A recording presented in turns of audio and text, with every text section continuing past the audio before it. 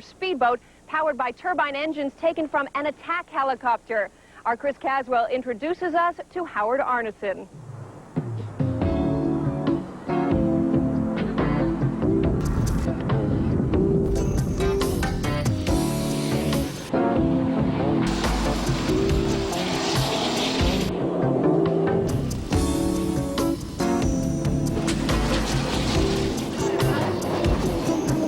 At the ripe age of 75, Howard Arneson is still enjoying life to its fullest. In fact, he claims to be the only person to ever have traveled more than 50,000 miles at over 100 miles an hour on the water.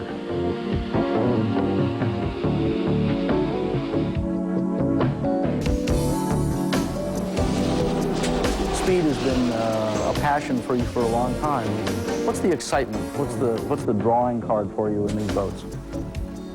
Well, to have 3,000 horsepower at your fingertips is pretty awesome, believe me. And to go out there and run, like I say, I like to run alone.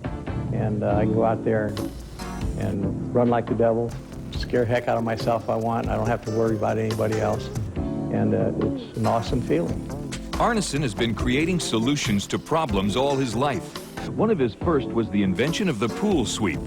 Today, his time is spent working on his latest toy, a 46-foot turbine-powered skater.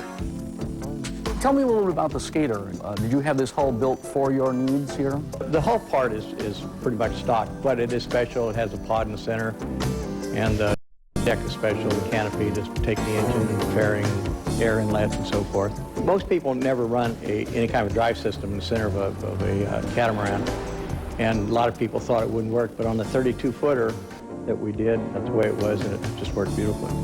What's the attraction of a turbine? I'll tell you, once you get a taste of turbine power, you're ruined for life, believe me. It's awesome.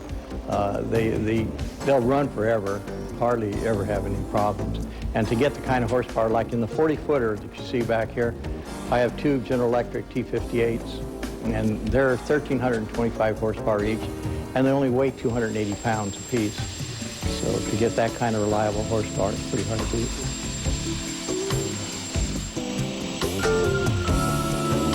Howard, tell us a little bit about the Arneson surface drives. What's special about those?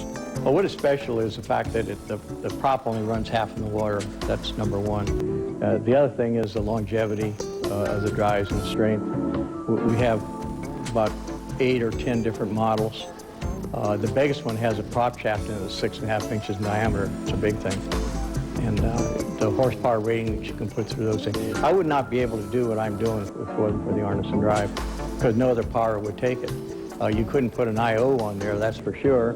And if you had conventional running gear, it just wouldn't run. This is a Russian engine, but it's very much like the T58 that we use in the other boat. It's like copycat type stuff. This is a fuel control unit. That controls the fuel, and they're very sophisticated because it measures all kinds of different parameters to feed the fuel to the engine. And they're such a simple unit. See, the air comes in through here. Right. This is just a dust cover. The air goes in through here, it's compressed. This is a burner can, it ignites in there, and it turns these turbine wheels. So this whole thing is produced by a lot of hot air. You know all about that. I know about hot air. So anyway, it exhausts out through the top there, and it's as simple as that. What sort of transmission do you have here? We have to have a special gearbox built. That's our own gearbox, because we reduce the speed down from that.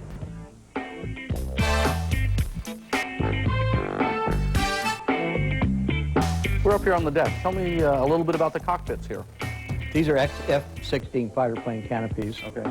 And there are 2-seaters on each side, so 4 people can ride the boat. So you can carry 3 guests then? 3 guests, right. Okay. All the controls for operating the boat are on one side.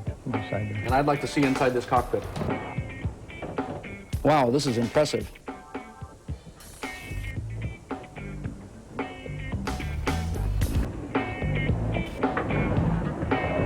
Well, it looks like we've got engine gauges here on the left. Howard, tell me about this speedometer. It only goes to 150 miles per hour. Aren't you running out?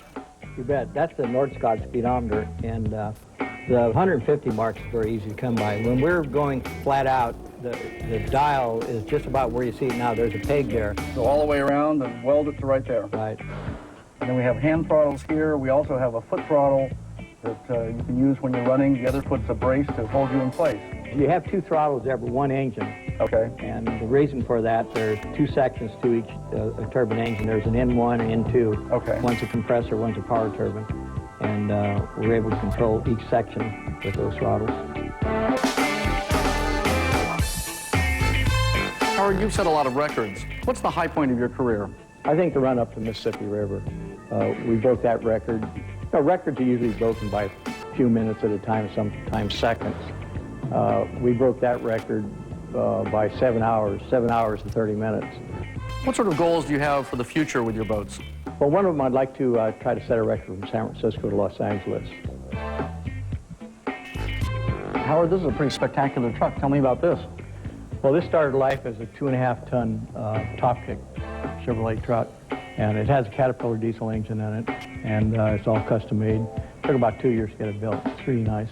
We don't have to stop the scales with this unit because it's a pickup, actually. Oh, that's great. Well, you know, you've got just about everything here. You've got boats, you've got cars. You're like a big kid. That's right. This is my toy shop, believe me. Howard is known around the San Francisco Bay Area for auctioning off rides on his boat to help out local charities. Now, the lowest bid he's ever taken, $2,000. We'll be back with more Marine Voyager after this.